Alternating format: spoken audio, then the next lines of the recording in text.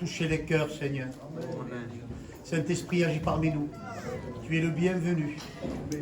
Nous disons oui et nous sommes d'accord avec la parole qui vient ce matin, Señor. Te puedo enfadar con nosotros. Dicemos que sí, Señor. Unge tu siervo en el nombre poderoso de Jesús, Señor. Amén. Amen. Gloire au Seigneur. Merci à Dieu. Voilà, merci à Dieu pour ce temps de louange, pour l'Esprit de Dieu qui est à l'œuvre dans les cœurs ce matin. Nous sommes dans le véritable. Alléluia, le Saint-Esprit ne met pas le sceau au mensonge, il met le sceau à la vérité. Amen. Et quand Dieu se plaît, quand le Saint-Esprit se plaît, dans un lieu, dans un endroit, c'est alors qu'il manifeste sa grâce et sa bonté. Merci à Dieu pour la conduite de cette réunion. Pour le premier cantique qui a été chanté, je sais qu'un jour mes yeux verront Jésus. Et Guigui a dit, je sais qu'un jour mes yeux verront Jésus et je sais que je reverrai mes bien-aimés. C'est ça qui a été dit. Alors je vous lis la Bible pour ne pas perdre de temps ce matin. Nous allons lire ensemble dans l'Épître aux Éphésiens, chapitre 1er, à partir du verset 15.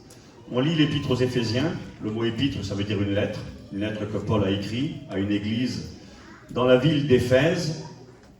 Et à ces chrétiens d'Éphèse, Paul va dire cela. Il va leur exprimer la prière qu'il formulait pour eux. Paul priait pour cette église, et donc il va leur expliquer pourquoi, dans quel but il priait pour eux. Je lis pour vous l'écriture. C'est pourquoi moi aussi, ayant entendu parler de votre foi au Seigneur Jésus et de votre amour pour tous les saints, je ne cesse de rendre grâce pour vous, faisant mention de vous dans mes prières. Écoutez bien, Paul parle de cette église dont il avait écouté parler, il connaissait leur foi, leur amour, les uns pour les autres. Il rendait grâce à Dieu pour ce que Dieu avait fait au milieu de ce peuple. Et il dira, je fais mention de vous dans mes prières, afin, écoutez bien le but des prières de Paul pour les Éphésiens, afin que Dieu, le Dieu de notre Seigneur Jésus-Christ, le Père de gloire, vous donne, et c'est mon souhait pour vous ce matin ici, pour l'église que nous sommes, afin que le Père de gloire vous donne un esprit de sagesse et de révélation dans sa connaissance. Il y a des choses que l'église a besoin de connaître et de savoir. Qu'il vous accorde un esprit de sagesse et de révélation dans sa connaissance, et qu'il illumine les yeux de votre cœur. Une illumination, c'est quand la lumière s'allume. Que la lumière s'allume pour les yeux de votre cœur, écoutez bien, pour que vous sachiez quelle est l'espérance qui s'attache à son appel, quelle est la richesse de la gloire de son héritage qu'il réserve pour les saints. Paul priait pour les Éphésiens afin que Dieu les éclaire, afin que Dieu leur donne la connaissance, le savoir de quelle était l'espérance qui s'attache à l'appel que nous avons reçu. Nous avons tous été appelés. Le mot église signifie être appelé en dehors d'eux. Nous étions dans le monde, nous étions perdus, nous étions loin de Dieu, des enfants de colère, des vases de colère destinés à la colère, séparés, sans espérance et sans Dieu. Mais nous qui jadis étions éloignés, nous avons été rapprochés. Nous qui étions des étrangers, nous sommes devenus des saints gens de la maison de Dieu. Et il y a un héritage qui s'attache. Il y a une espérance qui s'attache à ceux et celles qui ont répondu à l'appel de Dieu. Et c'est de cette espérance que j'aimerais vous parler ce matin. L'espérance qui s'attache à l'appel que nous avons reçu. Nous nous sommes convertis, mais pourquoi? Pour connaître Dieu sur la terre, ça serait déjà merveilleux. Même s'il n'y avait rien après, même que tout finirait à la tombe. Être un chrétien sur la terre, c'est la plus belle vie qu'un homme puisse avoir. Un chrétien, il est gentil, il marche dans la vérité, dans l'honnêteté, dans la justice. Il aime les gens, il pardonne même ses ennemis. Mais quelle belle vie! Il a d'histoire avec personne, il n'a pas d'ennemis, un chrétien. Oui, des gens, des fois, ne l'aiment pas, mais lui, il aime les autres. Un chrétien, ça vaut le coup d'être un chrétien, même s'il n'y avait rien après. Dans les moments de difficulté, de peine, il est à nos côtés, il nous fortifie, il nous soutient, il vient nous bénir par son esprit. Vous savez, quand Dieu nous bénit sur la terre par son esprit, il n'y a rien de plus grand sur la terre. On peut goûter à plein de choses quand on est loin de Dieu. On peut goûter à l'alcool, à la drogue, il y a plein de choses. Quelque part, on le fait pour une certaine satisfaction, une certaine réjouissance, parce que la vie est tellement triste. Vous savez, Paul dira dans cette parole, dans 1 Corinthiens chapitre 15, il dira, si Christ n'est pas ressuscité, eh bien mangeons et buvons, parce que demain on mourra. Si vraiment Jésus n'est pas vivant, s'il n'y a rien, si l'évangile n'est pas la vérité, et puis que ça rime à rien tout ça, comme je l'ai dit hier soir, si Dieu n'existe pas, eh bien on peut comprendre les gens sans Dieu qui s'enivrent et puis qui s'alcoolisent et qui se droguent et qui se livrent à toutes sortes de moyens pour essayer quelque part d'apporter un peu de contentement à leur vie. Parce que vous savez, la vie sans Dieu, la vie sans Dieu rime à rien. La vie sans Dieu, c'est une stupidité, c'est ridicule. Vivre pourquoi? Travailler, dormir, se lever, faire ses affaires, et les jours se suivent, et jusqu'au jour où la maladie arrive, parce que c'est inévitable. Jusqu'au jour où la mort vient frapper chez toi, elle vient te prendre ton père, ta mère, ton mari, ta femme, ton fils, ta fille, c'est ça la vie. Vivre pourquoi? La vie est ridicule, la vie est absurde sans Dieu. Mais il y a Dieu. Mais l'évangile est venu jusqu'à nous. Mais Jésus est ressuscité d'entre les morts. Je rappelais récemment que le verset central de l'Écriture, bien sûr, Jean 3,16, est un verset essentiel. Dieu a tellement aimé le monde qu'il a donné son Fils unique, afin que quiconque croit en lui ne périsse point, mais qu'il ait la vie éternelle. Il y a l'amour de Dieu, il y a le don de Dieu, le don de Jésus. Son amour pour nous, c'est extraordinaire. Mais ce verset n'est pas le plus important de la Bible. Parce que si Jésus était simplement mort à la croix de Golgotha, et puis qu'on l'aurait mis dans une tombe et que ça serait fini, et qu'on irait faire un pèlerinage sur la tombe de Jésus en Israël, là-bas, la Bible déclare qu'on serait les plus malheureux de tous les hommes. Si Christ n'est pas ressuscité, nous sommes les plus malheureux de tous les hommes. Notre foi est vaine, ceux qui sont morts sont perdus. C'est écrit dans l'Écriture, ça. Mais c'est écrit dans 1 Corinthiens chapitre 15 et verset 20. Mais Christ est ressuscité d'entre les morts. Et parce qu'il est ressuscité, notre foi n'est pas vaine. Ça vaut le coup de vivre la vie de Dieu. Ceux qui sont morts ne sont pas perdus. Nous ne sommes pas des faux témoins. Notre foi, elle est valable. Ça vaut le coup de lire la Bible. Ça vaut le coup d'appartenir à Dieu. Et donc je le disais, combien même il n'y aurait rien après, déjà de vivre avec lui ici-bas, sa présence, son onction. Ça vaut mieux que toutes les drogues du monde, que toutes les alcools du monde. Je vous fais cette confidence ce matin. Je ne sais pas pourquoi je dis ça. Il y a des jeunes peut-être qui ont besoin de comprendre et puis d'abandonner peut-être certaines passions. Moi, loin de Dieu, j'étais comme plein de personnes, malheureusement, je m'adonnais à toutes sortes de passions qui détruisaient ma vie. Et puis je me droguais aussi, malheureusement. Mais je me souviens quand j'ai rencontré Dieu. J'avais de la drogue avec moi, j'étais dans la prison, dans ma cellule. Et puis j'ai prié Dieu. Puis quand j'ai prié Dieu, son onction s'est répandue sur mon âme. La présence du Saint-Esprit que nous connaissons, nous les chrétiens et les chrétiennes, a inondé ma vie. C'était tellement bon, c'était tellement grand, que la drogue à côté, ça valait plus rien. J'ai pas rejeté cela parce que j'avais peur d'aller en enfer ou parce que c'était pas bon pour moi. Je l'ai jeté parce que j'ai dit, Seigneur, j'ai plus besoin de ça. C'est tellement bon ce que Dieu me donne. C'est plus grand. Il n'y a rien de plus grand. L'année dernière, j'ai fait une mission à Paris. Et puis, on était avec ma femme, ma petite famille, mon petit garçon. Et puis, on est resté quelques jours et donc on est allé se promener dans Paris. On a été à l'avenue des Champs-Élysées.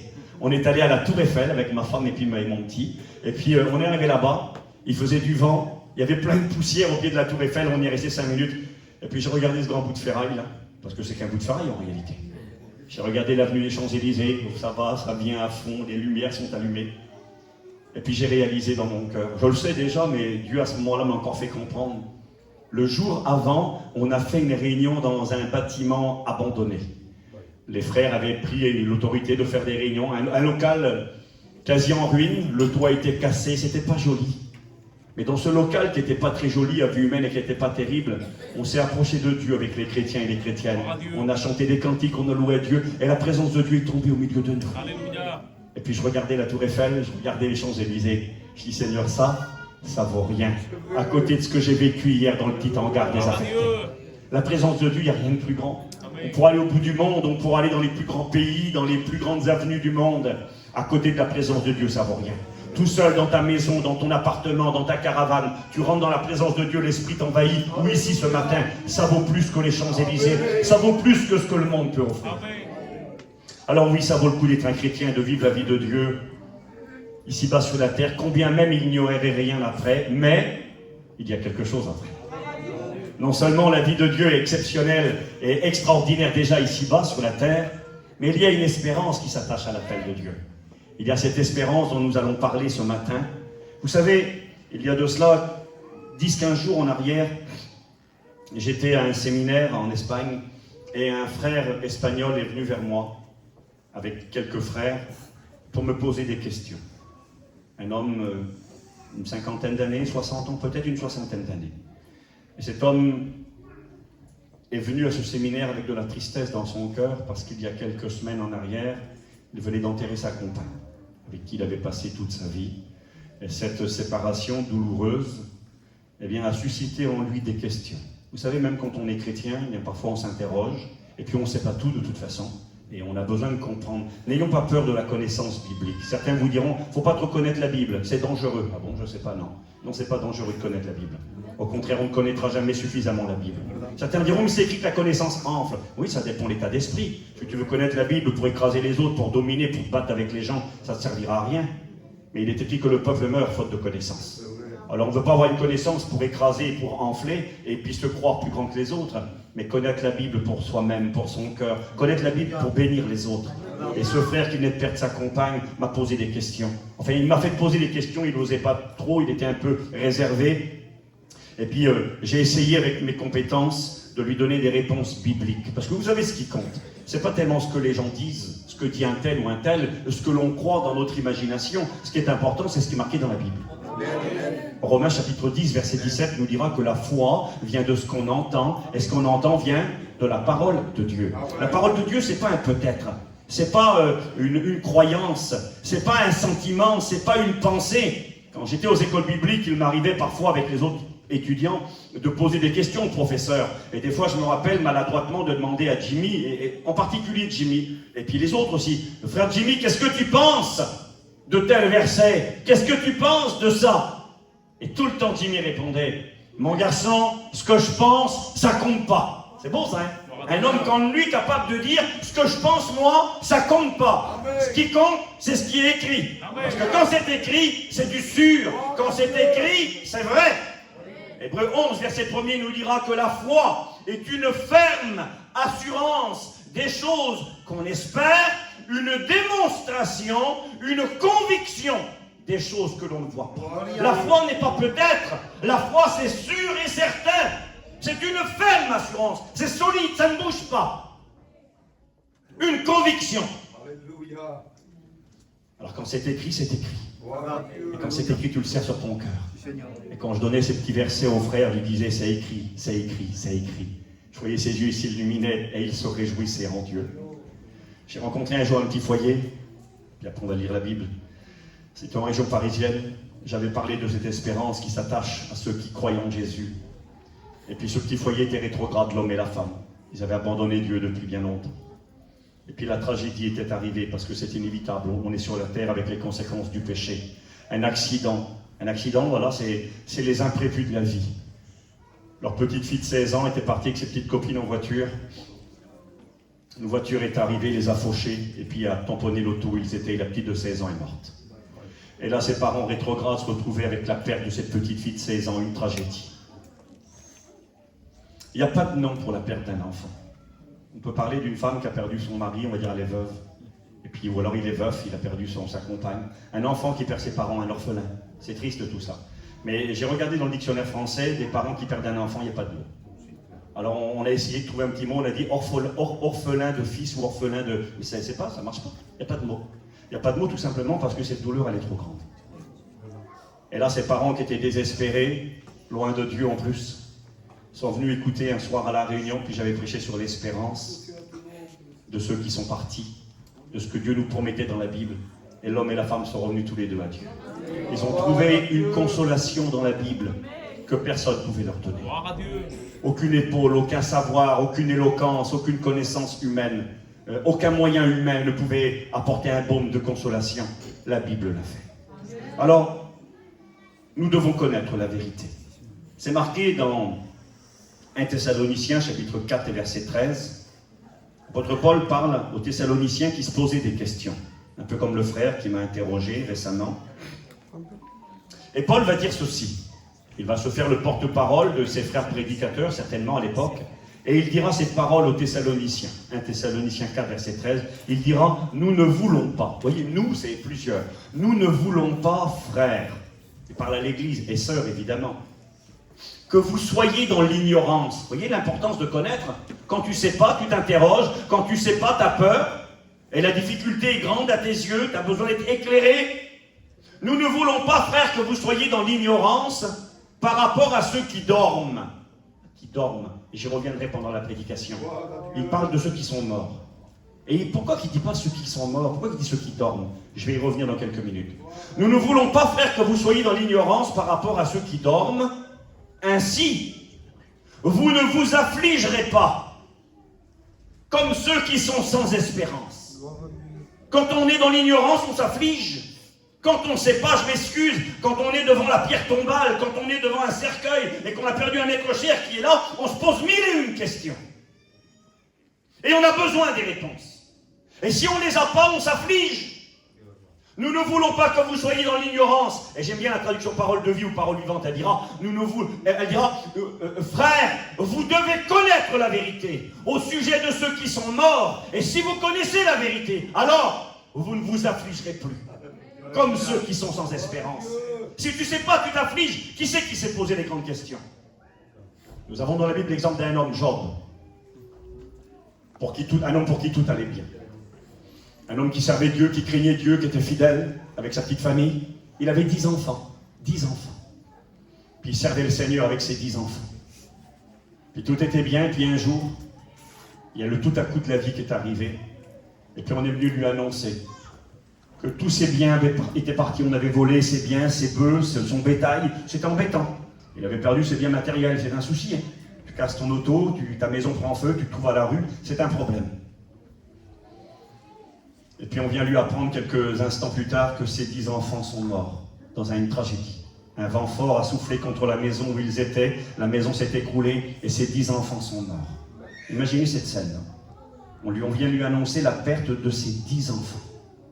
Du jour au lendemain, il n'y a plus personne à la maison. Et puis là, Job s'est posé les grandes questions. Job est un homme qui a vécu à une époque très reculée.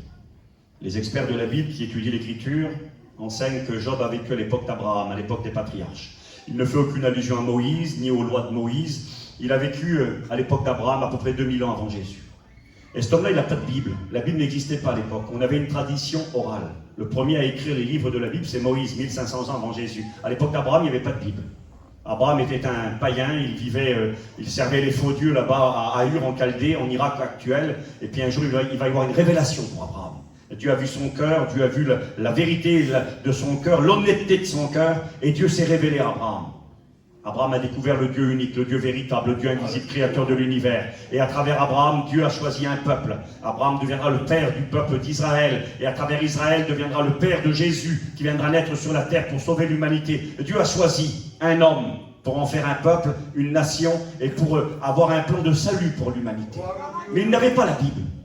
Et Job faisait partie de ces personnes qui craignent le Seigneur, mais qui n'ont pas la parole de Dieu. On va le voir ensemble. Et quand il va perdre tous ses enfants, il va se poser les grandes questions. C'est écrit dans Job 14, verset 10. On peut lire ensemble si vous le voulez. Je les connais, ces versets, ça fait bien longtemps qu'on les médite dans l'Écriture. Regardez ce que Job dira. Lorsqu'il perdra ses 10 enfants bien-aimés, il dira ceci. Job 14, verset... On va lire même à partir du verset 7. Je vais lire rapidement. Un arbre a de l'espérance. Quand on le coupe, il repousse. Il produit encore des rejetons. Quand sa racine a vieilli dans la terre, quand son tronc meurt dans la poussière, un arbre reverdit à l'approche de l'eau. Il pousse des branches comme une jeune plante. Mais l'homme meurt. Il perd sa force. L'homme expire, c'est-à-dire rend son dernier souffle. Et où est-il? Vous voyez les questions? L'homme meurt. Il perd sa force. Il expire. Où est-il? Et il dira... Verset 13. Oh, si tu voulais me cacher dans le séjour des morts, m'y tenir à couvert jusqu'à ce que ta colère soit passée, et me fixer un terme. C'est-à-dire s'il y avait une issue, un espoir, auquel tu te souviendrais de moi. Si l'homme, une fois mort, pouvait revivre, j'aurais de l'espoir tout le temps de mes souffrances jusqu'à ce que mon état vienne à changer. Il se pose ces questions. L'homme meurt, où est-il? Si l'homme, une fois mort, pouvait revenir à la vie, j'aurais de l'espoir. Mais il a qu'à dire, mais j'en ai pas d'espoir. Il ne savait pas que la vie continue après la mort à ce moment-là. Il ne le savait pas encore. Et là, dans son épreuve, Dieu va lui révéler. Dieu va lui révéler qu'il est son Dieu le temps qu'il vit ici-bas sur la terre, dans les bons et les mauvais jours. Mais Dieu va lui apprendre que tout ne se termine pas à la tombe. Dieu va lui apprendre que la vie continue après la tombe. Oui, regardez, c'est marqué juste après. Et quand Job va être éclairé, quand Dieu va lui révéler, quand Dieu va lui répondre, l'homme meurt, où est-il? On est là, on se pose la question, mais où sont-ils? Est-ce que je le reverrai un jour? C'était ça sa question à Job en réalité. Il n'était pas encore mort, lui. Mais ses petits-enfants qui étaient partis, les 10, ils se posaient la question, est-ce que c'est fini, Seigneur? Est-ce que je reverrai un jour mes enfants? Est-ce que je vais être mis dans un trou, ça sera terminé? L'arbre, il a de l'espoir, lui. On le coupe. Dès que ses racines s'approchent de l'eau, ils font des rejetons, des pousses et des repas. Mais l'homme meurt. L'homme expire. Où est-il? Si seulement une fois mort, j'aurais l'espoir qu'un jour, mon état puisse changer. Il ne savait pas, il se posait des questions. Et Dieu va lui répondre dans son épreuve.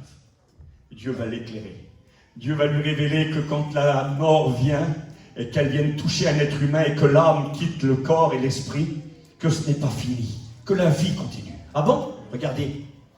Job 19, verset 23. Job a fait une prière, et sa prière a été exaucée. Il a voulu, il a demandé à Dieu la possibilité que son expérience soit mise dans un livre, afin que les autres bénéficient des réponses que lui avait reçues. Regardez. Oh, je voudrais, Job 19, verset 23, je voudrais que mes paroles fussent écrites, qu'elles fussent écrites dans un livre. On l'a devant nous, le livre de Job. Il voulait que ses paroles soient écrites dans un livre, nous l'avons. Écoutez pourquoi. Je voudrais qu'avec un burin de fer et avec du plomb, elles fussent pour toujours gravées dans le roc. J'aurais pu simplement dire écrit sur un papyrus, un morceau de papier, un morceau de peau d'animaux, comme ça se faisait à l'époque. Puis là, il va dire, je voudrais que mes paroles là, soient écrites dans un livre, plus que ça. Je voudrais qu'elles soient gravées dans un rocher avec du plomb. Une manière de dire que ça ne passera pas avec le temps. Un rocher, tu graves dessus, dans 100 ans, l'écrit tout le temps là. Dans 500 ans, l'écrit tout le temps là. Il était en train de dire, je veux que la postérité, je veux que les générations qui viennent puissent avoir les réponses que moi j'ai eues dans mon épreuve. Je veux que tout le monde soit au bénéfice de ce que j'ai vécu avec Dieu. Et regardez son message. Je voudrais qu'avec un burin de fer et avec du plomb, elle soit gravée pour toujours dans le roc. Oui, qu'est-ce que tu voulais nous dire, Job? Je sais. Il dit pas peut-être, je crois, on verra, non. Et Dieu lui a répondu, Dieu l'a éclairé. D'ailleurs, il dira cette parole, il remerciera Dieu. Il va dire, j'ai parlé comme un insensé. Mon oreille avait écouté parler de toi, mais maintenant mon œil t'a vu. Dans son épreuve, Dieu a révélé quelque chose à son serviteur. Il a fait de lui quelqu'un de plus grand, quelqu'un de plus fort en Dieu. Je sais. Qu'est-ce que tu sais? Qu'est-ce que tu veux nous dire? Qu'est-ce que tu veux dire à l'église qui est ici ce matin? Je sais que mon Rédempteur est vivant. Le frère a chanté, je sais qu'un jour mes yeux verront Jésus. Le Rédempteur, il a un nom. Le Rédempteur, ça veut dire celui qui nous rachète de nos péchés. Celui qui paye pour les coupables. Je sais que mon Rédempteur est vivant. Écoutez bien. Et qu'il se lèvera le dernier sur la terre. Ça veut dire c'est lui qui aura le dernier mot. C'est le plus grand, le Rédempteur. Je sais que mon Rédempteur est vivant. Qu'il se lèvera le dernier sur la terre. Écoutez bien. Quand ma peau sera détruite. C'est quoi ça, quand ma peau sera détruite? C'est quand tu mets un corps dans la terre et puis qu'il se décompose. C'est de ça qu'il s'agit. Écoutez bien. Quand ma peau sera détruite, lui, il se lèvera, le Rédempteur. Quand je n'aurai plus de chair, destruction du corps physique. Qu'est-ce qui se passe? C'est fini. Tu es dans un trou, puis le corps est parti, puis il n'y a plus rien du tout. Non, c'est pas fini. Quand ma peau sera détruite, il se lèvera. Quand je n'aurai plus de chair, je verrai Dieu. Je le verrai, je sais qu'un jour mes yeux verront Jésus, a chanté le frère. Je le verrai et il me sera favorable. Mes yeux le verront et non ceux d'un autre. Alors, mon âme languit d'attente au-dedans de moi. Il est en train de dire, lui qui se posait des questions, l'homme meurt, où est-il? Si seulement l'homme, une fois mort, pouvait revivre, j'aurais d'espoir. Quand Dieu l'a éclairé, quand Dieu lui a répondu, quand Dieu a illuminé les yeux de son cœur, il a pu dire, je sais maintenant. Je sais que mon Rédempteur est vivant. Je sais que quand mon corps ira à la poussière dans le tombeau, je sais qu'alors, qu'est-ce qu'il va y avoir alors? C'est fini? Non, ça ne sera pas fini. Alors je verrai Dieu. Je verrai mon Rédempteur. Il me sera favorable. Alors quoi? Alors mon âme, elle languit d'attente au-dedans de moi. Ça veut dire mon âme désire ardemment que ce jour arrive. La mort qui était, selon les dires de Job, le roi des épouvantements, celle qui terrorise l'homme, à ce moment-là n'est plus pour lui le roi des épouvantements. Elle est la certitude que quand sa vie se terminera ici-bas, il verra enfin celui en qui il a cru, celui qu'il a aimé sans l'avoir vu. Il verrait son Rédempteur, le Christ, le Messie, qui s'appelle Jésus. Il verrait son Dieu. J'aimerais vous dire ceci, par rapport à l'espérance qui est la nôtre. Elle est pour nous personnellement et elle est par rapport à ceux que nous aimons qui nous ont devancés. J'aimerais vous dire qu'un chrétien, écoutez-moi bien ce que je vais vous dire, c'est important, ça ne meurt pas. Amen. Un chrétien, ça ne meurt pas. Si dans les cimetières il y a des chrétiens, alors écoutez la Bible. Jésus a dit dans l'évangile de Jean, chapitre 11, versets 25 et 26. Jésus lui dit, il parle à ses sœurs, là, à ses deux petites sœurs qui viennent de perdre leur frère. Il est dans le tombeau depuis 4 jours déjà. Puis elles sont désespérées, désemparées, pleines de tristesse. Elles croyaient à la résurrection des morts. Mais pour elles, leur frère est là, il s'est éteint, elles sont dans la peine, ce qui est normal, attention. Il ne faut pas me faire dire ce que je ne vis pas ce matin. Lorsque le diacre de Jérusalem, Étienne, sera mis à mort, par lapidation, injustement, tué à coups de pierre, il est écrit que c'est avec des pleurs et des cris que les disciples sont venus prendre son corps et l'enterrer. Vous savez, quand on perd un être cher, il est légitime et normal de pleurer les larmes de la séparation, les larmes du au revoir. Quand on ne voit plus quelqu'un pendant un certain temps, on peut pleurer. Moi, je sais que quand je quitte la Bretagne et quand je vais voir mes parents avant de partir, j'ai la grâce et le bonheur d'avoir mes parents encore. Mais quand je m'en vais, ma mère comme mon père, mais surtout ma mère pleure souvent. Quand on part, ou alors ils font ce qu'il faut pour ne pas nous voir, ils font ce qu'il faut pour ne pas être là quand on s'en va. Et ma mère, elle pleure. Alors je lui dis, mais qu'est-ce que tu fais? Je dis, il ne faut pas pleurer, je dis, on va revenir. Oui, mais le fait qu'elle sait qu'elle ne va pas nous voir pendant quelques semaines, quelques mois peut-être, fait qu'elle pleure cette séparation provisoire. Eh bien, lorsqu'on est devant la perte d'un être cher, et que cet être cher est un chrétien, un enfant de Dieu, eh bien, oui, on peut pleurer. Mais c'est les larmes du au revoir, ce n'est pas les larmes de l'adieu. Adieu, c'est fini. On ne se reverra plus jamais. Ah, que c'est vilain, ces fois, excusez-moi, dans les cimetières, il y a des pierres tombales, c'est écrit comme ça, hein, regret éternel. Oh là là, c'est vilain. Adieu, on ne se reverra plus jamais, quoi. Il n'y a que le souvenir. C'est pas comme ça pour un chrétien. C'est pas adieu, c'est au revoir. Je me rappelle de ce chrétien qui est décédé, qui est à l'hôpital, et avant de mourir, il a amené une infirmière à Jésus, il les a amenés, les gens se sont convertis à travers lui, et quand il est parti, avant de fermer les yeux, il a regardé, il parlait en anglais, il a dit « See you soon ». On se revoit bientôt. Et il est parti. See you soon. On se revoit bientôt. C'est pas adieu, c'est pas à plus pour toujours terminer, un regret éternel, un au revoir éternel, pas du tout. C'est au revoir, on se revoit bientôt. Un chrétien ne meurt pas. Je suis la résurrection et la vie, dit le Christ, celui qui croit en moi vivra, celui qui croit en moi vivra, même s'il meurt. Et je vous dis que quiconque vit et croit en moi ne mourra. La fin du verset, c'est quoi? Jamais. C'est pas moi qui parle, c'est Jésus. Je suis la résurrection et la vie. Celui qui croit en moi vivra même s'il meurt. Et je vous dis que quiconque vit et croit en moi ne mourra jamais. Alléluia. Jean 8, verset 51, Jésus parle et dit, si quelqu'un garde ma parole, il ne verra jamais la mort. C'est écrit. Luc 20, verset 37-38, Jésus dira, il appelle le Seigneur le Dieu d'Abraham, le Dieu d'Isaac et le Dieu de Jacob. Or Dieu n'est pas le Dieu des morts, mais des vivants, car pour lui ils sont vivants. Amen. Un chrétien continue de vivre. Il n'a pas disparu, il n'est pas anéanti. Il a simplement abandonné provisoirement son moyen de locomotion sur la terre. Il n'en a pas besoin, là, il va près du Seigneur. Alors il abandonne provisoirement. Parce que nous croyons à la résurrection des morts. Amen. Nous croyons que les corps ne seront pas oubliés, ne seront pas abandonnés. Vous savez ce que signifie le mot cimetière? C'est un mot qu'on n'aime pas, hein, il n'est pas très joli comme mot. Le cimetière. Vous vérifierez si vous voulez, c'est un mot grec, cimetière. Ça veut simplement dire en français l'endroit où l'on dort. C'est tout. L'endroit où l'on dort. C'est pas l'endroit où tout est fini, c'est pas l'endroit où on entre et puis qu'on ne ressortira plus jamais, pas du tout. C'est l'endroit où on dort. C'est l'endroit où on se repose. C'est l'endroit où, pendant un temps, les corps sont là à l'arrêt. Tout à l'heure, je vous ai dit que j'allais revenir. Paul a dit, nous ne voulons pas que vous soyez dans l'ignorance par rapport à ceux qui dorment dans la poussière de la terre.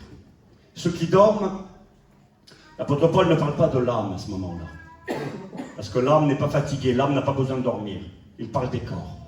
C'est les corps qui dorment. Effectivement, quelqu'un qui est mort, que la vie l'a quitté, bien on a l'impression qu'il dort. Cette impression, nous l'avons tous eu des fois quand on doit veiller une personne qui est partie. On dirait qu'ils dorment, ils sont là, les gens les yeux fermés. Les corps dorment, mais l'âme ne dort pas. L'âme continue de vivre, soit près de Dieu, dans la consolation, on va le voir ensemble quelques versets, dans la présence du Christ, ce qui est de loin le meilleur, ou malheureusement pour certains loin de Dieu. Maintenant, je voudrais quand même vous dire ça. Certains diront peut-être ce matin, mais Steve, nous on a peut-être perdu des êtres chers et puis on n'est pas sûr qu'ils étaient des chrétiens. Ben, vous savez, il est écrit dans la Bible, encore une fois, ne jugez de rien avant l'heure. Il ne nous appartient pas. C'est marqué, ne faites descendre personne du ciel. Ne faites descendre personne du ciel. Ça ne nous appartient pas. Il y aura, et j'en suis convaincu, des grandes surprises. Il y a des gens sur qui, je me rappelle ce petit témoignage, je vous le dis pour vous encourager. Vous qui avez perdu des êtres chers, peut-être qu'ils n'étaient pas chrétiens officiellement, ou que vous ne le savez pas, vous. Vous savez, je l'ai dit hier à Guigui, hier soir, un jour un frère m'a dit ceci, m'a dit, Steve, combien de temps il faut pour être sauvé? Combien de temps faut-il pour rencontrer le Seigneur et devenir un enfant de Dieu? Il m'a dit, il faut le temps d'un regard, une seconde. Ah bon? C'est marqué où? Ben, c'est Jésus qui dira dans l'évangile de Jean chapitre 3. Il dira à Nicodème, de même que Moïse éleva le serpent d'airain dans le désert, il faut que le Fils de l'homme soit élevé, et tous ceux qui tourneront bien les regards vers lui seront sauvés. C'était quoi cette histoire? Dans le désert, là-bas, le peuple d'Israël avait murmuré contre Dieu, et des serpents brûlants étaient venus mordre le peuple d'Israël, et les gens mouraient les uns après les autres. Et Moïse a supplié le Seigneur, mon Dieu, qu'est-ce qu'il faut faire? Le peuple est en train de mourir, les serpents mordent les hommes et les femmes, il y a la mort partout. Et Dieu dit, bah, tu vas faire un serpent en bronze, tu vas l'élever en haut d'une perche, et quiconque le regardera, un regard pour une seconde, par la foi, sera sauvé. Et ceux qui regardaient le serpent, là, comme ça, un regard, une seconde, hop, le venin partait et ils avaient la vie sauve. Une seconde, un regard. Il faut une seconde pour être sauvé. Un regard par la foi, Seigneur, sauve-moi. L'apôtre Pierre est en train de couler, Seigneur, sauve-moi. Et Seigneur le prend par la main. Et nous y croyons. Le témoignage de ce pasteur, il avait un fils récalcitrant qui ne voulait pas de Dieu, qui était dur à l'évangile. Ça ne l'intéressait pas, c'est terrible. Hein? Vous savez, on ne peut pas convertir nos enfants. La conversion est un acte personnel. On peut tout faire, on doit avoir un témoignage, on doit prier pour eux, on doit les pousser pour aller à la réunion. Hier soir, je ne vous l'ai pas dit, mais dans ce monde pourri, infecté, avec tellement de mauvaises influences, eh bien, ayons le courage de pousser nos enfants pour aller à la réunion. Même quand ils ne veulent pas le petit, amène-le quand même. Le monde ne leur fera pas de cadeau. Amène-les, pousse-les, il faut que tu viennes. Il faut les mettre sous une bonne influence, sous l'influence de l'évangile. Et ce jeune ne voulait pas du Seigneur. Et puis le père était parti avec sa petite famille faire un voyage, je crois, missionnaire. Et c'était en bateau à l'époque. Et là, dans le bateau, il y a la petite famille, il y a la compagne, il y a les enfants. Et le petit, je crois qu'il a 16 ans. Et puis le petit se met à l'arrière du bateau pour regarder la nature, regarder la mer.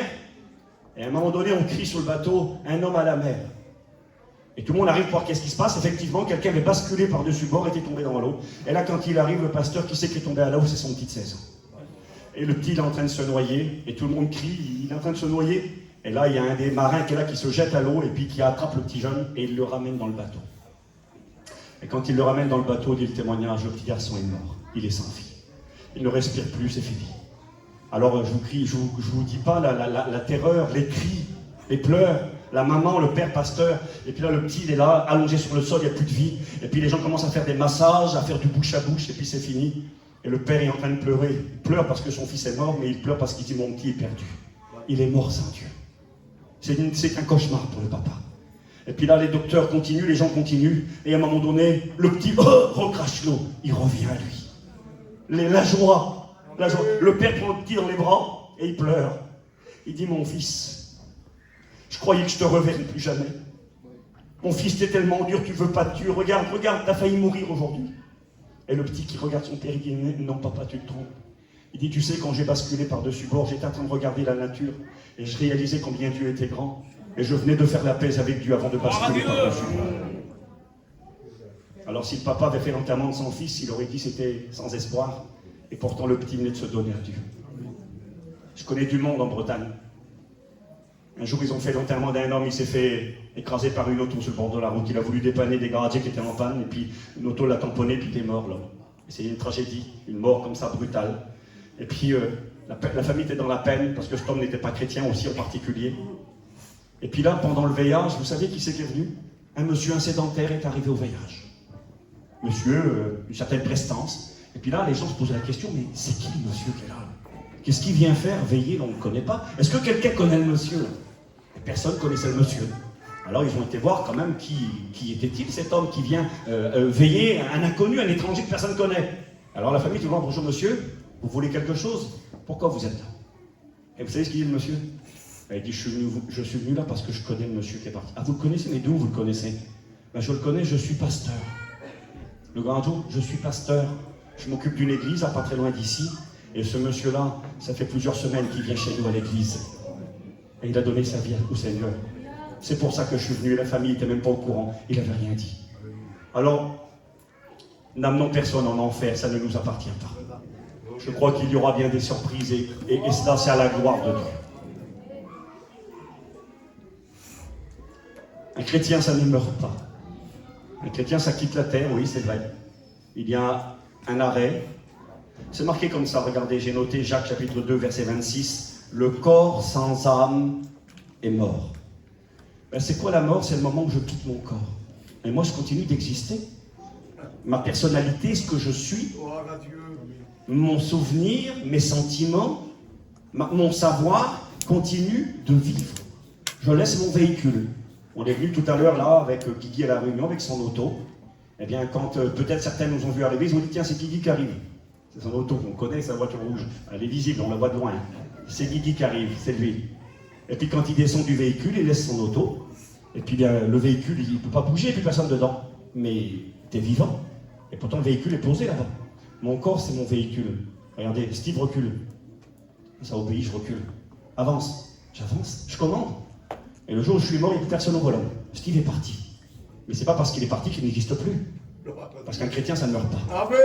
Un chrétien, ça continue de vivre. Ce n'est pas anéanti, ce n'a pas cessé d'exister. À Dieu soit la gloire.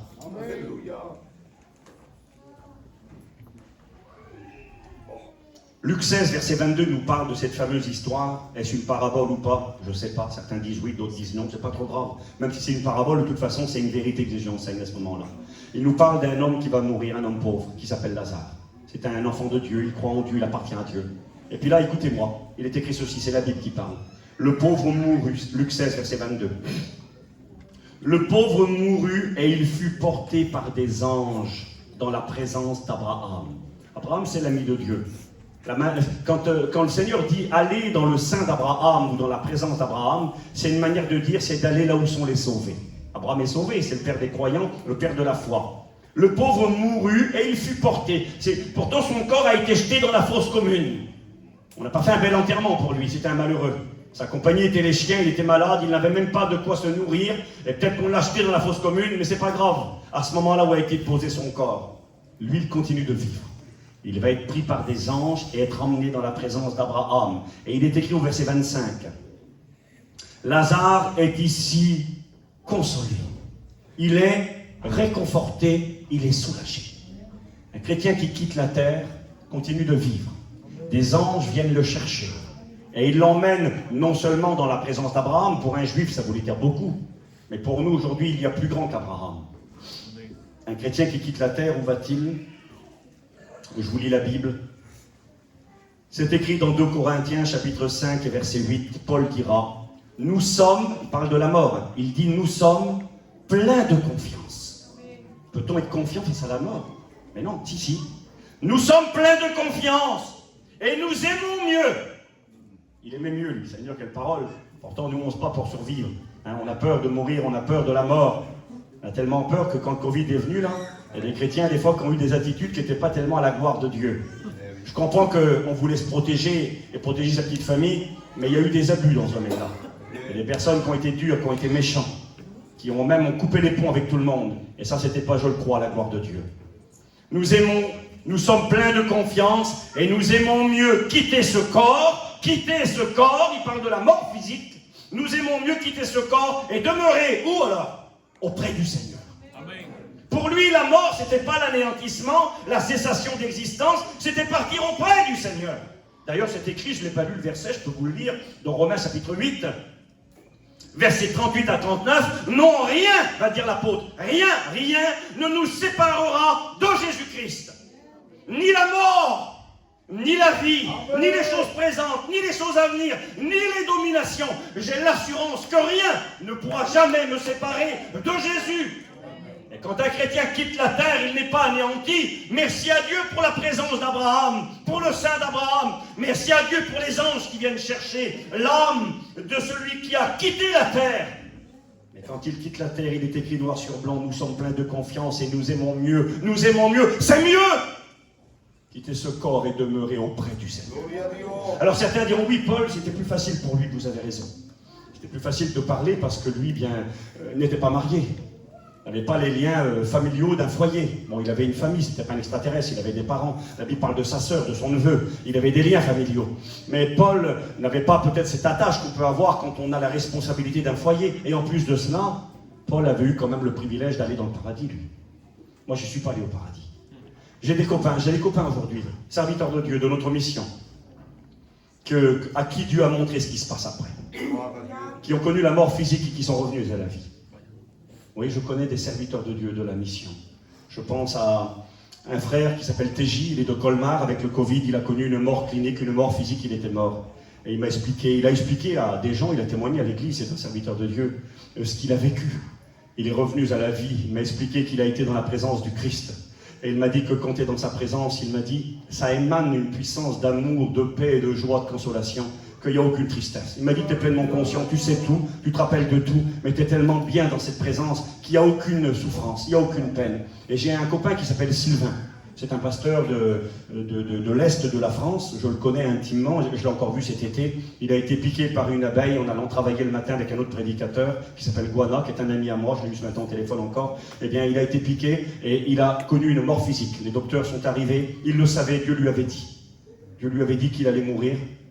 Il expliquait qu'il regardait sa femme, il savait qu'il allait partir le matin, il lui a rien dit. Il est parti travailler l'abeille, il a piqué et il est mort. Les docteurs sont venus, les pompiers, ils ont mis le drap blanc sur sa tête et il est mort sur le bord de la route. Et arrivé à l'hôpital, Dieu l'a ressuscité d'entre les morts. Alors, et pareil, il disait ceci.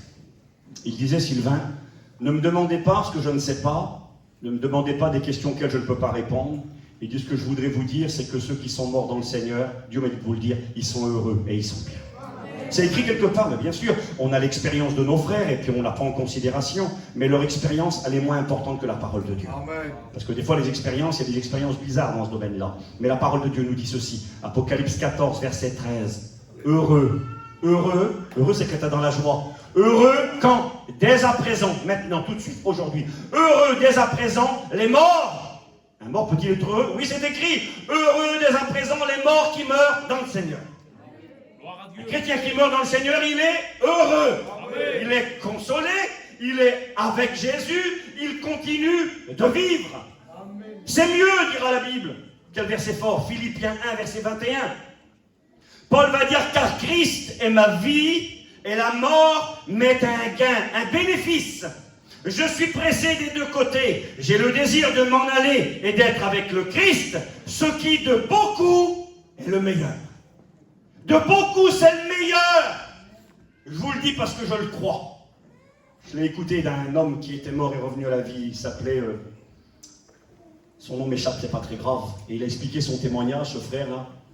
Et il expliquait que quand il était parti dans cette présence du Seigneur, il avait la mémoire qui était intacte. On peut voir dans Luc 16, la mémoire est intacte. Il est question d'un homme qui va mourir aussi en même temps que Lazare, un homme riche. Et puis il se rappelle très bien. Il va dire, j'ai 5 frères sur la terre. Je ne veux pas qu'ils viennent là où je suis. Ceux qui sont perdus ne voudraient jamais voir venir ceux qu'ils aiment les rejoindre. Il y a des gens qui disent, si ma famille est perdue, je vais aller avec eux. Ben, si ta famille est perdue, ils ne veulent pas que tu ailles là où ils sont. Vous savez, ce n'est pas une consolation d'être à plusieurs quand on est dans la souffrance. Quand tu es à l'hôpital et que tu es malade, et puis que tu es dans un état critique, tu n'es pas consolé si tu sais que ton fils est à côté de toi dans un état grave. Au contraire, c'est encore pire. Ben oui, tu es à l'hôpital, tu as fait un accident avec ta petite famille, tu es là en train de souffrir, on te dit ton fils il est à côté, on ne sait pas s'il va vivre. Ça va te consoler ça? Il y a le tic avec moi, ça ne te consolera pas. Il y a ta femme qui est là entre la vie et la mort, ça ne te consolera pas. Ça va aggraver ta situation.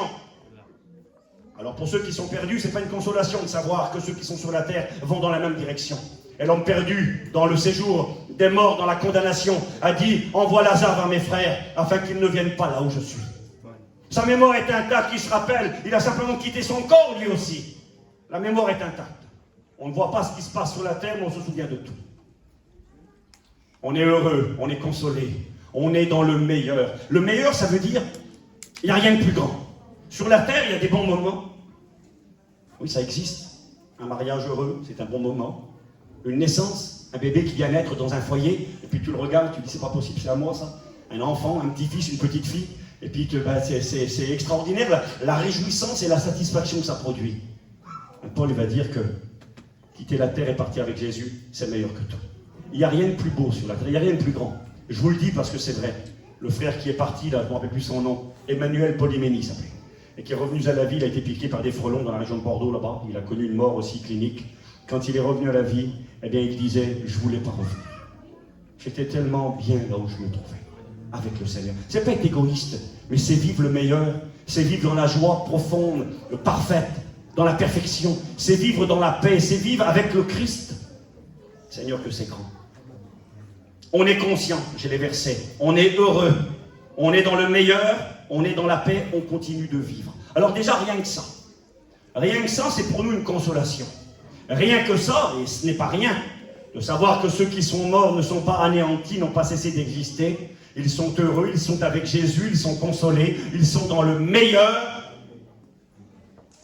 Ils vivent une situation qu'ils n'ont jamais vécue et que pour rien au monde ils ne voudraient changer. C'est déjà une grande consolation. Mais maintenant, pour nous, la question est celle-ci. Je regarde l'heure. C'est mais, est-ce qu'on va les revoir un jour? Est-ce qu'on va se retrouver avec eux un jour? De savoir qu'ils sont bien. Ton fils est parti de chez toi, ta fille est partie de chez toi, tu la vois plus depuis 10 ans, et même qu'elle est heureuse et qu'elle est bien, c'est bien déjà qu'elle est heureuse et qu'elle est bien. Mais si tu la vois pas, c'est embêtant quand même. Et puis si tu n'as pas l'espoir de la revoir un jour, c'est aussi très embêtant. De savoir qu'ils sont bien, c'est déjà une grande consolation. Mais ce n'est pas la seule consolation que Dieu nous propose. Est-ce que nous reverrons nos bien-aimés? Vous savez, les avis sont divergents, hein. Même dans le monde pastoral.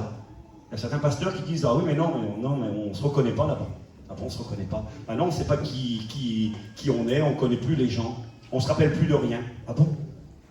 Alors, attention, il y a un verset qui est beau, je vais vous le lire quand même. C'est dans le livre d'Ésaïe, le prophète, au dernier chapitre du livre, si vous voulez lire avec moi. Parce qu'on m'a posé encore la question, on m'a dit « Mais Steve, si on se rappelle de tout, comment on va faire pour être heureux dans la présence du Seigneur? Pour ceux qui ne sont pas chrétiens, pour ceux qui sont perdus. » Vous savez, aujourd'hui, on n'a pas des sentiments qui sont justes. On est méchant et injuste. C'est écrit, hein. Jésus dira, vous, méchants comme vous êtes capables de donner des bonnes choses à vos enfants. On est méchants, nous. Vous savez pourquoi? Je vous donne un exemple. Mon fils à moi, excusez-moi, je prends un exemple bête, hein. Il va tuer quelqu'un. Volontaire ou involontaire, il est arrêté par la justice, il est mis en prison. Je vais payer l'avocat, je vais vendre tout ce que j'ai pour faire sortir de prison, et je voudrais qu'il passe une journée seulement, non pas plus. Je veux pas qu'il reste mon petit, c'est mon petit. Je veux qu'il sorte de la prison. Maintenant, c'est quelqu'un qui vient tuer ton fils, et il est en prison. Tu veux qu'il prenne 50 ans de prison. Tu vois pas comment tu es injuste? Pourquoi pour ton petit, tu veux qu'il fait une journée, et l'autre 50 ans? Tu veux qu'il meure, tu veux qu'il soit tué, il l'a tué, il faut qu'il paye le prix. Parce qu'on est injuste. Mais la Bible déclare que quand on sera avec le Seigneur, on saura pétrir les sentiments du Christ. Il est écrit que les justes approuveront le jugement de Dieu. Donc ça sera complètement différent. Mais je vous donne ce verset de la Bible qui est beau. Regardez. Je crois que le verset, je l'ai noté. Je ne vois pas très bien. C'est écrit dans Ésaïe au chapitre 66 que les choses anciennes, où est-ce que j'ai mis ce verset? Je regarde si je le vois. Il est question des choses anciennes, des choses qu'on a pu vivre ici-bas sur la terre. Je sais pas si je vois le verset. Car comme les nouveaux cieux et la nouvelle terre que je vais créer subsisteront devant moi, dit l'Éternel, ainsi subsisteront votre postérité et votre nom à chaque nouvelle lune. Je m'excuse, je ne vois pas le verset. C'est un verset qui dit ceci. Il dit que les choses anciennes ne reviendront plus à notre pensée et qu'on ne se souviendra plus des choses passées. Dieu aura la faculté de nous garder, mais on sera tellement bien dans cette présence du Seigneur et dans cette consolation. C'est dommage que je ne trouve pas le verset, pourtant je le connais très bien. Je regarde si je le vois ici, là. Non, je ne l'ai pas souligné, je m'excuse. Je vous le donnerai si vous le voulez à la fin de la réunion. C'est dans Ésaïe au chapitre 66. Il est écrit que les choses anciennes ne reviendront plus à notre pensée. Vous savez, quand vous vivez un moment intense de joie, vous oubliez toute la peine. Vous souffrez, vous êtes à l'hôpital, vous êtes malade, ça dure des semaines et des mois, et puis vous voulez guérir, rétablir, vous sortez dehors, c'est fini. Tu as oublié la souffrance, tu as oublié la peine, parce que la joie que tu as est tellement grande. Mais quand on sera dans cette présence du Christ, ça sera extraordinaire. Mais maintenant, j'en viens à ma question. Allons-nous revoir nos bien-aimés? Je m'excuse pour le verset, je vous le donnerai après la réunion, je ne le vois pas devant mes yeux. Allons-nous nous reconnaître? Je vous l'ai dit, j'ai écouté parfois des personnes dire « Oui, mais non, Steve, tu sais, quand on va aller dans l'au-delà, là-bas, on sera sauvé, mais on ne se rappelle plus de rien. » Alors je vais arriver là-haut, moi, je ne sais même plus qui je suis. Je connais personne, ça va être particulier. Alors, les gens imaginent qu'il y a des esprits dans le ciel, des espèces de fantômes. Moi, c'est un film de peur, le ciel, si c'est ça. Dans le ciel, ce n'est pas des fantômes qu'il y a, hein. Ce n'est pas des esprits non plus. Quand on va aller dans le ciel, dans le paradis aujourd'hui, le lieu de repos, le lieu de consolation, c'est les âmes et les esprits qui sont là. Ils sont pleinement conscients et ils sont identifiables. Souvenez-vous ce qu'a dit l'homme riche. Il va dire « Père Abraham », il met un nom sur le monsieur là. « Père Abraham », il voit l'autre à côté, il sait qu'il s'appelle Lazare, il le connaît. « Père Abraham, envoie Lazare ». Il distingue, il ne dit pas « Il y a un esprit, il y a un bonhomme à côté de toi ». Non, il met des noms. On peut mettre des noms. On sait qui est qui. Et à la résurrection, quand on va aller dans le ciel, on va y aller avec des corps dans le ciel. Avec nos corps, avec celui-ci. Le corps est semé infirme, il est semé malade, il est semé méprisable. 1 Corinthiens chapitre 15, il ressuscitera plein de force. Il ressuscitera capable de faire des miracles. On va avoir un corps semblable à celui du Christ ressuscité. C'est marqué 5 fois dans la Bible. Nous serons semblables à lui, tel que lui. Notre corps sera semblable au sien. Le corps que Christ a eu à la résurrection des morts, quand il est sorti du tombeau, un corps capable de faire des miracles. Jésus traverse la pierre. Il peut s'envoler dans le ciel. Il traverse le mur. Le dimanche matin, il apparaît au milieu des disciples. Ils sont surpris. Et pourtant, c'est un corps physique. Il dira à Thomas, touche mes mains. Un esprit n'a ni chair ni os comme moi j'en ai. On ne sera pas des esprits. On aura des corps physiques. Et on vivra dans la cité que Dieu nous a construite. Et un jour, Jésus construira une nouvelle terre et des nouveaux cieux où nous vivrons pour l'éternité avec lui, avec nos corps, avec nos bien-aimés. Mais allons-nous reconnaître ceux qui nous ont devancés? Alors moi, je vous lis l'Écriture. Il y a une expression qui est belle dans la Bible. Alors, je ne sais pas quoi faire, mes frères. Il est midi moins 5. Soit je bâcle, et en 2 minutes, j'essaie de vous dire ce que j'ai à vous dire, ou j'arrête là, et je continue cet après-midi. On prend quelques minutes? D'accord, on prend quelques minutes. Alors voilà, écoutez. Les retrouvailles après la mort. Que dit le livre? Que dit la Bible? Une expression. Vous la trouvez dans le livre de la Genèse, on peut la lire ensemble rapidement. Ceux qui veulent lire avec moi, au chapitre 25. Genèse 25. Je lis pour vous. Voilà, je tourne mes pages avec vous. Genèse chapitre 25, verset 7. Je m'excuse, je vais mettre mes lunettes, je ne vois pas bien. Voici les jours, Genèse 25, verset 7. Voici les jours des années de la vie d'Abraham. Il vécut 175 ans. Abraham expira et mourut après une heureuse vieillesse, âgé et rassasié de jours. Écoutez bien le verset maintenant. La mort d'Abraham. Il fut recueilli auprès de son peuple. Isaac et Ismaël, ses fils, l'enterrèrent dans la caverne de Macpéla, dans le champ d'Éphron, fils de Tsochar le Hétien, vis-à-vis de Mamré. C'est le champ qu'Abraham avait acquis. Abraham va mourir. Et là, on va le mettre dans un tombeau à Hébron, en Israël aujourd'hui. Et il est écrit, il fut recueilli auprès de ses pères. Et ce mot-là, c'est vraiment un mot important. Ça veut dire quoi être recueilli auprès de ses pères? Certains vont dire, bah oui, il a été enterré dans le tombeau familial. On l'a mis avec son père, avec ses frères, avec sa famille. Ça se fait, ça partout. Hein, on a des cimetières de famille. Nous, on en a un en Bretagne où sont enterrés nos familles, ceux que nous aimons. Et on les met au même endroit. Ben, il a été recueilli avec sa famille au cimetière familial. Non, pas du tout. C'est précisé qu'il a été enterré à Hébron.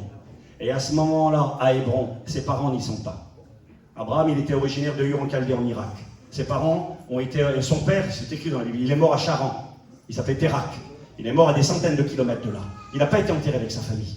Et pourtant, il est écrit qu'il a été recueilli auprès de sa famille. Regardez vite, un autre verset. Genèse, chapitre 49, versets 29 et 33. La mort de Jacob. Puis il leur donna cet ordre. Jacob, je vais être recueilli auprès de mon peuple. Enterrez-moi avec mes pères dans la caverne qui est au champ d'Hébron. Verset 33. Lorsque Jacob eut achevé de donner ses ordres à ses fils, il retira ses pieds dans son lit, il expira, et il fut recueilli auprès de son peuple. Jacob, il meurt là-bas en Égypte. En Égypte, il n'y a personne de sa famille qui est enterré. Et il dit qu'il est recueilli auprès de son peuple. Et on trouve ça une troisième fois, je vous le lis rapidement et je vous explique tout de suite. Dans le Deutéronome, il s'agit de Dieu qui parle à Moïse. Moïse va mourir. Et là, c'est écrit ceci. Ce même jour, Deutéronome 32, verset 48. Ce même jour, l'Éternel parla à Moïse et dit, monte sur cette montagne, le mont Nebo, d'Abarim, sur le mont Nebo, au pays de Moab, en face de Jéricho. Regarde le pays de Canaan que je donne aux enfants d'Israël. Toi, tu mourras sur la montagne où tu vas monter et tu seras recueilli auprès de ton peuple. Comme Aaron, ton frère, est mort sur la montagne de Hor et a été recueilli auprès de son peuple. Vous savez ce qu'il nous apprend le verset là? Moïse, il est enterré tout seul sur une montagne. Et Dieu lui dit, tu vas être recueilli auprès de ton peuple. Aaron est enterré tout seul sur la montagne à des centaines de kilomètres. Il est recueilli auprès de son peuple. Jacob, il meurt là-bas en Égypte. Il n'y a personne de chez lui. Il est recueilli auprès de son peuple. Quand Dieu utilise ce verset dans l'Écriture, cette expression, il ne parle pas de la réunion des corps dans le même cimetière.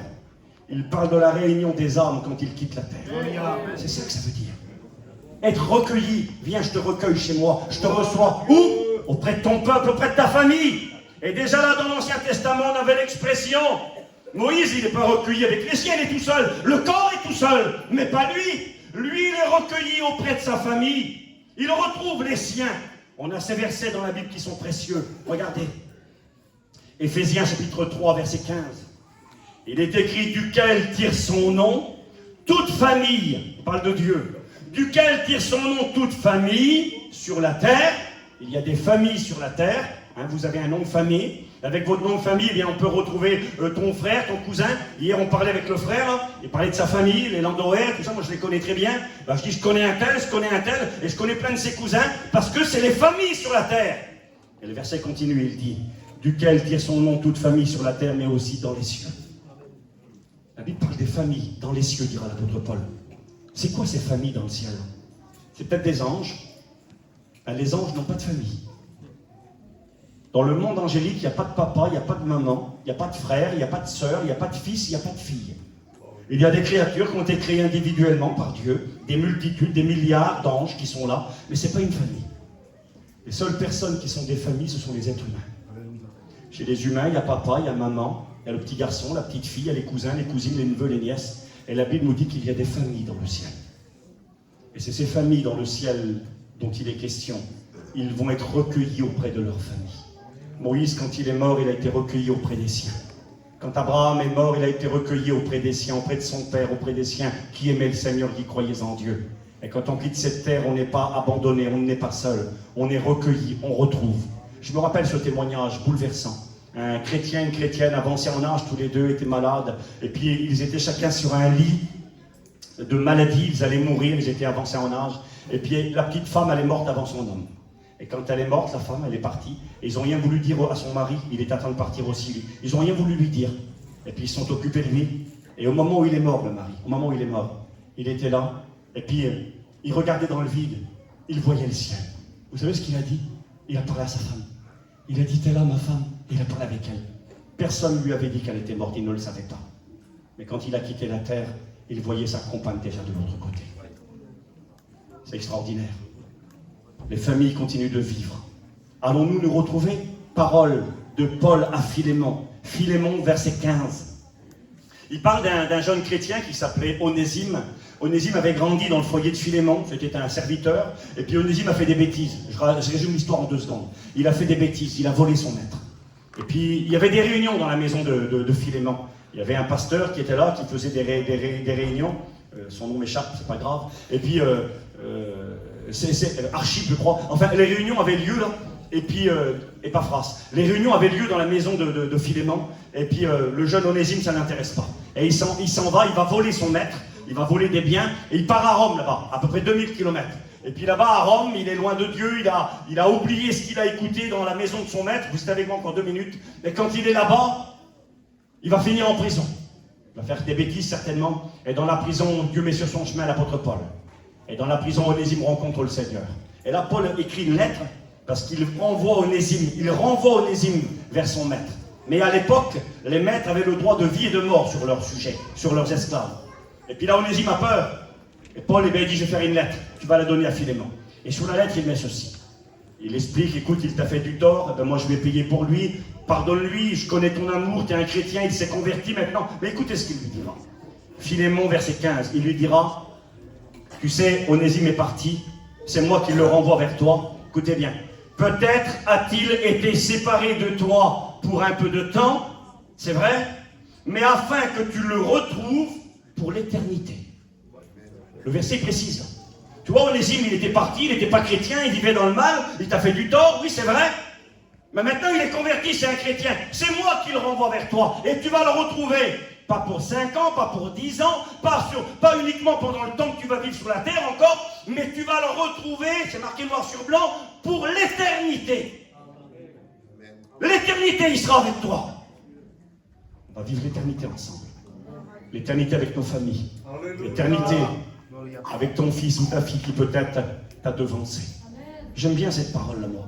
Lorsque David va perdre son petit garçon est en train de mourir. Nous connaissons les versets, je vous les rappelle.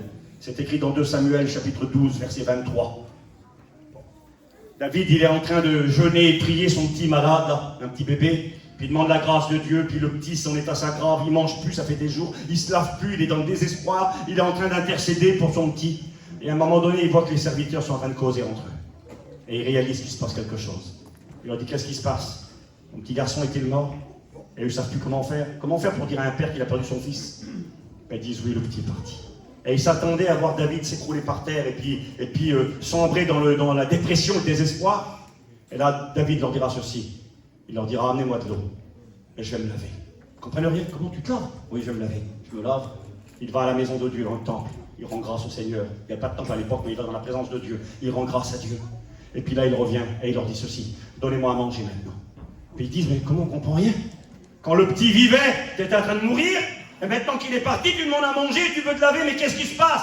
Écoutez la réponse de David. David dira ceci. Il dira, maintenant que mon petit est mort, pourquoi est-ce que je vais jeûner? Puis-je le faire revenir? Non. Mais moi, j'irai vers lui, et lui ne reviendra plus vers moi. Il dit, moi, je sais qu'un jour, maintenant, j'irai vers mon fils.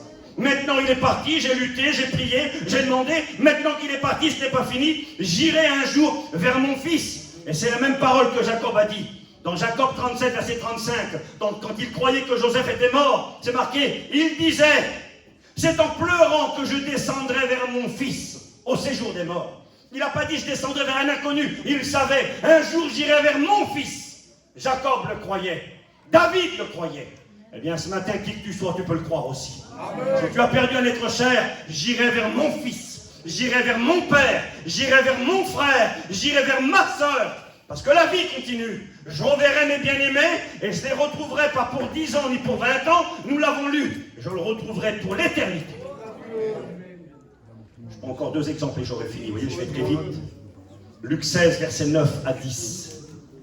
Ça, c'est une histoire que Jésus a racontée, la parabole de l'économe infidèle.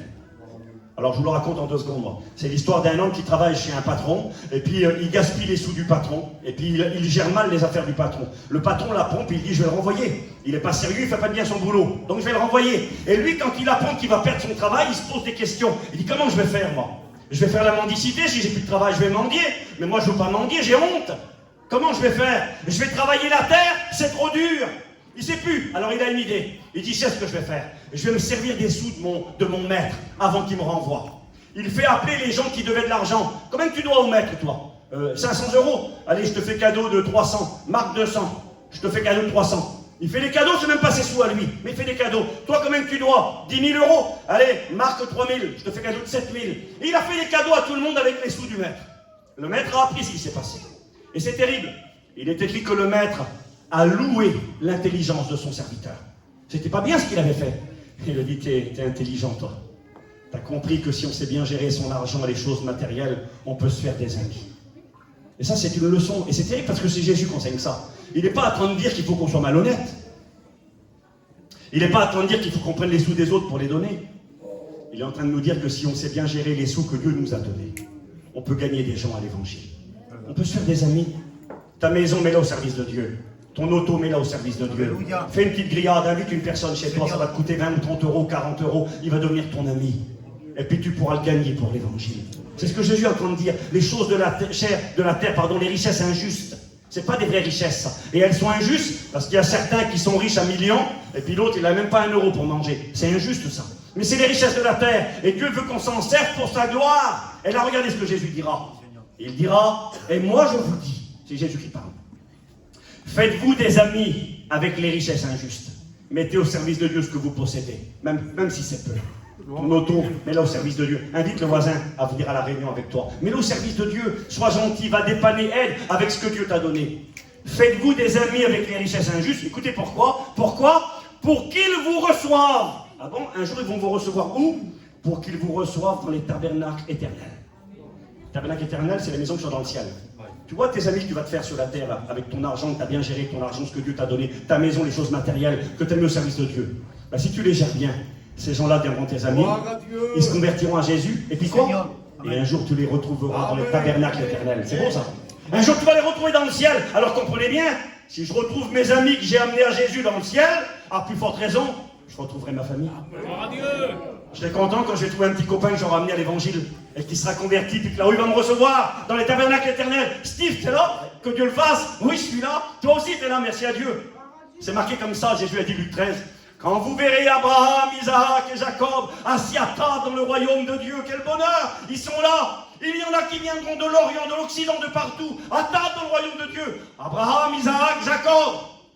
Je m'excuse. Je vais être content de voir ces grands hommes de la Bible, dont je parle et sur qui je prêche parfois.